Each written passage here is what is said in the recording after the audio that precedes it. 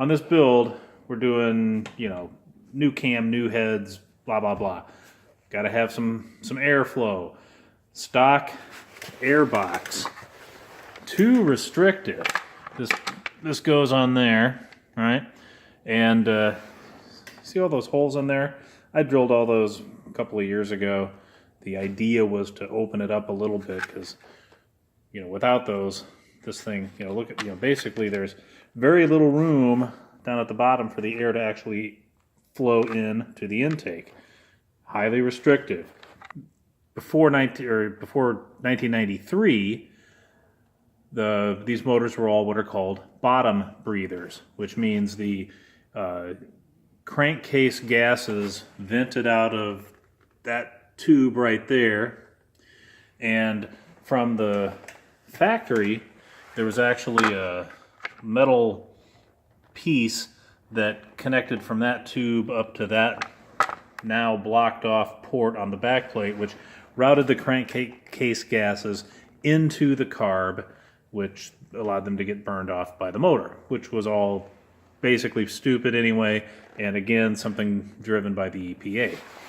In 1993, they went to what is called the head breather system, where instead of that tube down there, they actually routed the exhaust gases up through basically the walls of the cylinders, let's say, and out these holes here. So on a 1993 or newer, these holes are actually much bigger because you use something like that, which is a 93 plus style backplate mounting bolt, and you'll see it's actually got a hole in it, and then a port on the side. Where is it? There it is. So in that manner, crankcase gases are again routed up into the carb, theoretically get burned off. Okay, so we want to put a high performance intake on this. Here's the problem. What we want is an Arlen Ness Big Sucker. Good high flow intake. Problem is, they only make these. Notice down there, 93 to 99 evolution. That's it. So theoretically this doesn't work with a bottom breather motor like this 1990. So what are we going to do? Good news is, it still basically just works. Here's what you're going to need. You're going to need to go down to your local Home Depot or your favorite hardware store. Get yourself a couple of these. 5/16, 18, 2.5 inch. Get yourself a pack of 5/16 washers. And the ones that I got here, these are nice. They're about 70 thou thick, and the outer diameter is about 7/8, which is nice. So that's what we want. Then, basically you just bolt it up, because here's the thing.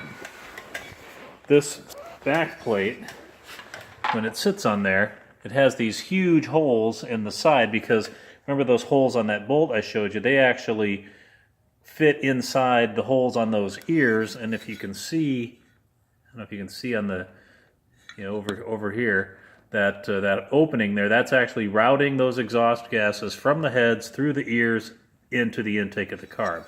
Well, we don't need any of that, we just need to bolt this thing on.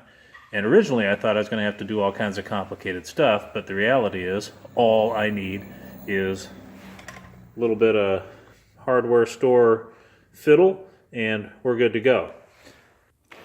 The first step starts with these standoffs, and you see those studs on the end of these. Those actually screw, into the mounting holes on the carb through the mounting holes on the back plate, and then they have these. Like I said, these are the standoffs, and the air filter will actually attach to that. So we'll get that on first. Just that easy. I just turn these in by hand, just hand tight. Now, just, if you're doing this, at this point, the carb is just sitting in the intake manifold boot. There's really nothing holding this on. This is all just loose and wiggly. So be a little careful, it'll fall out depending on how tight that intake gasket is. Anyway, so that's really as simple as that. If you can go down in there, you see those ears pretty much line up with the holes in our bottom breather heads. And you know, this whole thing, we can massage its position a little bit. Just give it a little rotation, a little bit of turn, whatever we need to do. Basically, up and down, you know, this, let's see, up and down, side to side, this thing's pretty much going to stay where it is. But we do have the ability, we can rotate it, and, you know, a little bit of wiggle on that. So from there, it's just a matter of figuring out how many of those washers you need to fill that little gap back there. And then here's the other thing about these screws. These are long. I measured the depth of the holes in the head, and they're like over an inch deep. So what that means is, well, and this dimension here on the ear is 1.5 inches. So these are 2.5 inch bolts. So you see I've got it flush. I've got that much length that's going to thread into the head. So we'll be able to crank these down good and tight and not have to worry about stripping out the relatively soft material in the heads. All right, so everything's installed and, you know, just loose. I'm just going to kind of show you how much thread we're working with. I mean, I've got, you know, what, over 3/4 of an inch of thread. The main thing is you do want to make sure your bolt's not bottoming out in the head, so measure that. You know, stick something down in there and measure how far down it goes. But as long as it's not bottoming out, you're going to be fine. And the more thread, you know, you got stainless thread going against the alloy in the head, so you got to be a little careful. But with grabbing as much thread as we are, there's no way we're going to strip that out without, you know, really getting after it. You'd know way before you hurt anything.